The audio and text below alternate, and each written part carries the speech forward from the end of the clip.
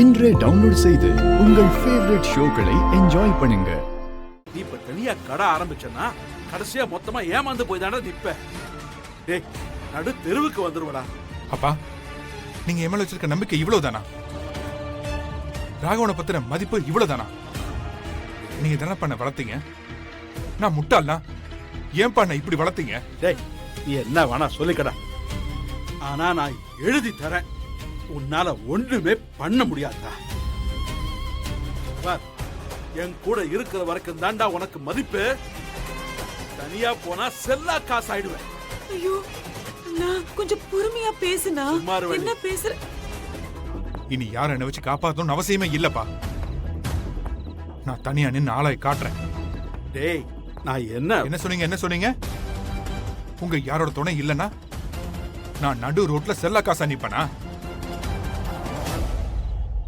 பாப்போம். நான் செல்லா காசா?